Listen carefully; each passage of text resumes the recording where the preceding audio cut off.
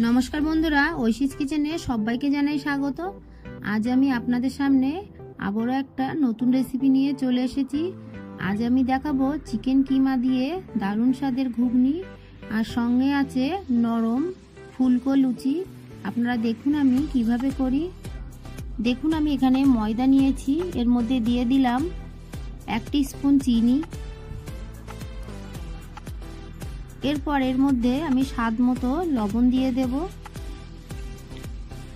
तारपर दिए देब सादा तेल। एबार एटाके खूब भालो करे माखिए नेब। এই ময়নটাকে ভালো করে মাখিয়ে নিলে লুচিটা কিন্তু নরম হবে আর ফুলকো হবে। হাত দিয়ে ভালো করে ঘষে ঘষে দেখুন আমি মাখিয়ে নিয়ে অল্প অল্প জল দিয়ে একটা ডো আমি রেডি করে নিলাম। এবার ঢাকা দিয়ে রেখে দেব। প্রেসার কুকারে দেখুন 500 গ্রাম বুট আমি দিয়েছি। এই বুটটাকে আমি সারা দিন জলে ভিজিয়ে রেখেছিলাম। এরপর জল দিয়ে প্রেসারে আমি 3টে সিটি মেরে নেব। খুব বেশি কিন্তু সিটি মারবো না, তাহলে বুটগুলো ঘেটে যাবে। সিটি মেরে নিয়ে আমি গ্যাসে কড়া বসিয়ে দিয়ে সরষের তেল দিয়ে দিয়েছি। তেলটা গরম হলে দিয়ে দিলাম 2টো শুকনো লঙ্কা আর তেজপাতা। এরপর এর মধ্যে দিয়ে দেব কুচানো পেঁয়াজ। একটা বড় সাইজের পেঁয়াজ আমি কুচি করে দিলাম। পেঁয়াজটাকে নেড়ে হালকা ভেজে নিতে হবে। দেখুন পেঁয়াজের গায়ে রং এসে গেছে। এই সময় এর মধ্যে আমি দিয়ে দিচ্ছি আদা রসুন বাটা। আদা রসুন বাটাটাকে ভালো করে নেড়ে একটু ভেজে নেব। আদা রসুনের কাঁচা গন্ধ চলে গেলে এর মধ্যে একটা কুচানো টমেটো দিয়ে দিলাম। টমেটোটাকেও একটু নেড়ে নিতে হবে।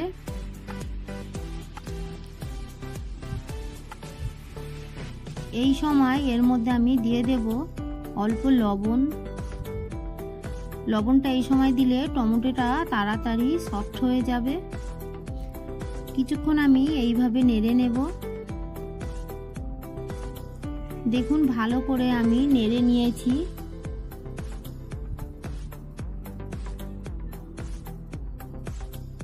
গ্যাসের ফ্লেমটাকে লো করে দিয়ে এর মধ্যে দিয়ে দিলাম ধনে গুঁড়ো, দিয়ে দেব জিরে গুঁড়ো, এরপর দেব লাল লঙ্কার গুঁড়ো আর দিয়ে দেব খুবই সামান্য কাশ্মীরি লঙ্কার গুঁড়ো, দিয়ে দিলাম হলুদ গুঁড়ো। এরপর এর মধ্যে দিয়ে দেব অল্প জল।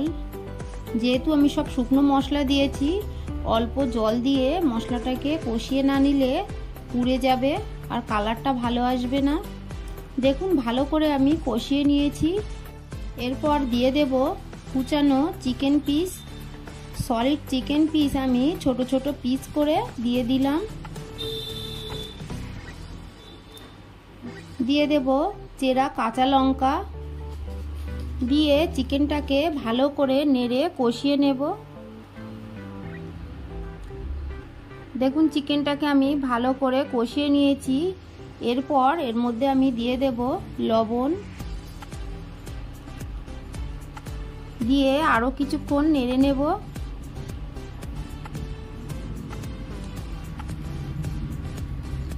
ভালো করে নেড়ে কষিয়ে নিয়েছি।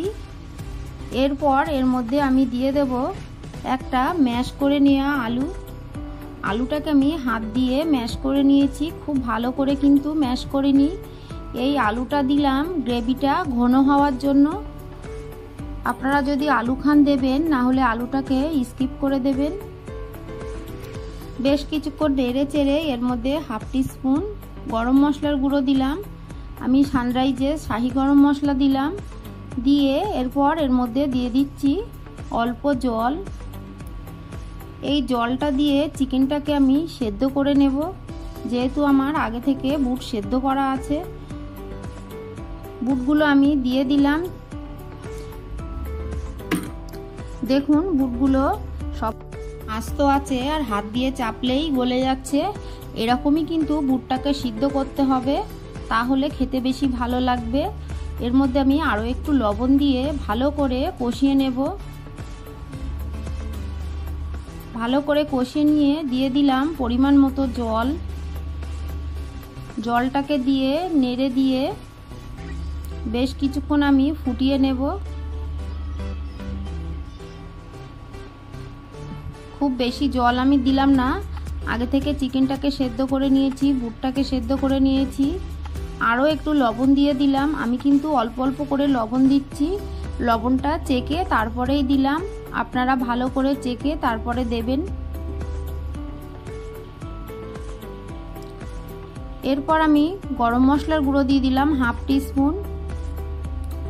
সবশেষে এর মধ্যে আমি দিয়ে দিলাম চিনি।